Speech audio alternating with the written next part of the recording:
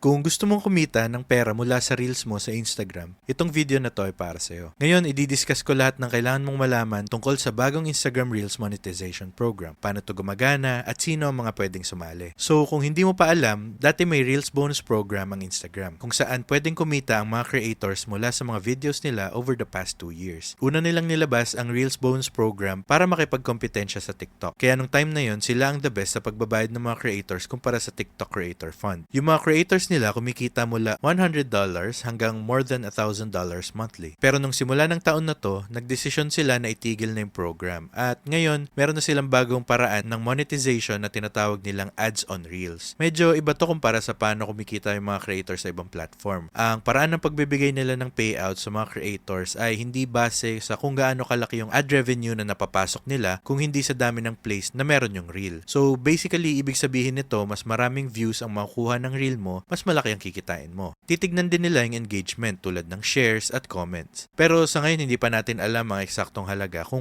magkano kikitain ng mga creators mula sa program na to. Pero base sa kung gaano kalaki yung binabayad nila dati sa mga creators para makipagkompetensya sa TikTok, hindi na ako magugulat kung kakompetensya nila yung bagong creativity program beta ng TikTok. At kung hindi mo alam kung ano yun, I highly recommend na panoorin mo yung iba pa naming video tungkol doon. Basically, mas maganda to kaysa sa luma nilang creator fund. Kaya kung hindi ka pa nakakapag-switch sa bagong program beta ng TikTok, I highly recommend na gawin mo na to. Anyways, ang dahilan kung bakit mas performance-based approach na ang ginagamit nila ngayon ay dahil gusto nila mag-focus sa mga creators sa content na talagang nakaka-resonate sa audience nila. Para sa ganun, consistent ang viewing experience ng mga tao sa Instagram, which is yun yung gusto nila. Considering na sobrang dami ng engagement na dinadala ng Reels sa Meta as a whole. Gusto din nilang i-prioritize ang views kasi nakikita nila na ang pagbibigay ng bayad base sa ad performance minsan ay negatively nakaka-apekto sa mga creators dahil sa mga bagay na wala silang control, tulad ng ad inventory ng Instagram. So, for example, kung wala silang sapat na space sa platform nila para sa isang specific ad, magiging unfair naman kung babayaran nila ng mas mababa yung mga creator para sa video na yun. Lalo na kung nagdadala to ng sobrang daming views at engagement sa Instagram. Pero yun na nga, sa ngayon tinatry pa lang nila tong program na to at oras na lang talaga magsasabi kung gaano to ka-profitable para sa mga Instagram creators. Pero huwag kayong mag-alala. Maraming ibang paraan para kumita sa Instagram tulad ng affiliate marketing, Instagram subscriptions, live, badges, merch, digital products, at marami pang iba. At kung gusto nyong matutunan patungkol sa mga topic na yan, i-comment nyo lang sa baba at siguradong gagawan namin yan ng mas detalyadong video. Ngayon, pagdating sa kung sino yung pwedeng sumali sa bagong Ads on Reels program na to, kailangan mo pa rin ng invite mula sa Meta para maging part ng testing group. So kung kasama ka dati sa Reels bonus program, malamang makakuha ka ulit ng invite. At kung interesado kayong malaman yung iba pang requirements, ilalagay ko dito sa screen ang screenshot ng mga kailangan ng creators para makapasok sa Ads on Reels program. Anyways, yan lang kailangan nyo malaman tungkol sa bagong monetization program ng Instagram. I-comment nyo lang kung ano yung tingin nyo tungkol sa bagong performance-based system na to sa baba. Anyways, sana nag-enjoy kayo sa video at may natutunan kayo. Kung nagustuhan nyo, paki-like at i-share naman sa iba na pwede ring makinabang. Maraming salamat sa oras nyo at takit sa susunod na video.